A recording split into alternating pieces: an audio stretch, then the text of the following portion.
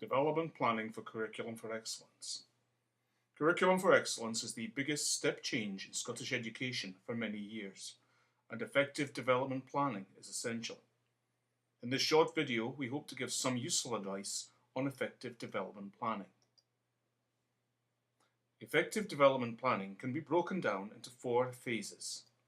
Analysis, where we define our targets and goals in the context of our aims and values with regard to the learning parameters against the backdrop of the 4 capacities.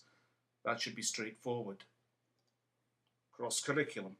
This is an essential part of the new curriculum and, well, you know the rest.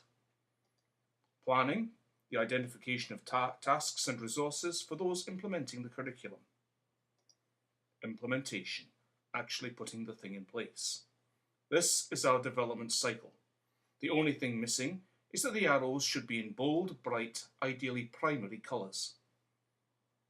Now, there has been some criticism that suggests that this model is naive, even simplistic. In recognition of these criticisms, we should now like to look at some of the complexities that lie within this model. The simplest of these complexities can be seen in the cross-curricular phase. There will be a period when embarking on this phase when there will be lots of good ideas for cross-curricular work. Themed days, team teaching, dovetailed courses, that sort of thing. It will, however, be quickly realised that sufficient time will never be available to organise these things, so simpler, less ambitious ideas will have to be generated. As you can now see, we now have a circle within the overall planning cycle. A cycle within a cycle, if you like. Now, this situation is a little like the one described by ancient astronomers to explain the retrograde motion of planets in the night sky, where planets appear to be moved backwards. Now, in very much the same way, there will be times when you seem to be going backwards when you're really going forwards. And there'll be times when you seem to be going forwards when you're really going backwards. And there may well be times when you seem to be going backwards and forwards at the same time. It's worth remembering, though, that actually you're going round in circles. Now, some phases can be broken up into distinct elements. The implementation phase is one of these. You will have to acquire the resources required by your new course and get ready the printed course materials your pupils will use. You may, however, find that you can't afford the equipment you had envisaged being an essential part of the pupil experience. This should not be a common problem, as resources are cheap. For example, a Galilean slope consisting of 2 hinged pieces of plywood can cost as little as £75, making the optional protractor well worth considering at £20.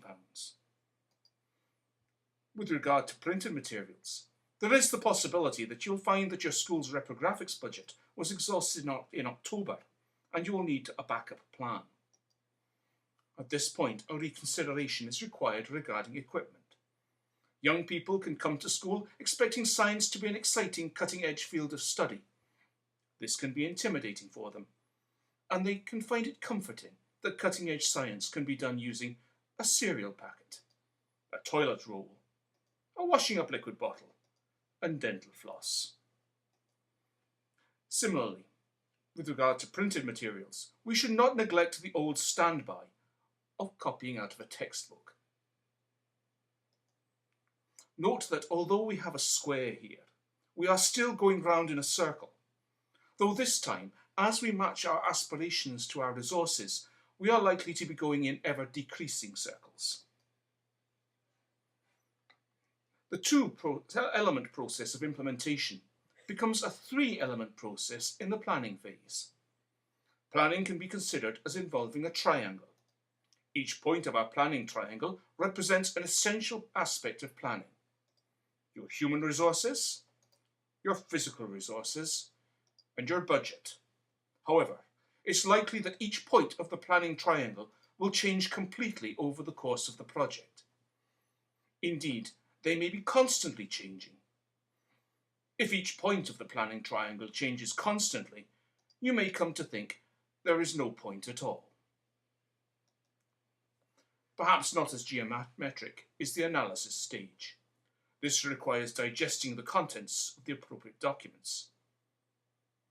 There are the 41 pages of Building the Curriculum 1, the 20 pages of Building the Curriculum 2, the 51 pages of Building the Curriculum 3, the 48 pages of Building the Curriculum 4, the 57 pages of Building the Curriculum 5 with its ancillary documents.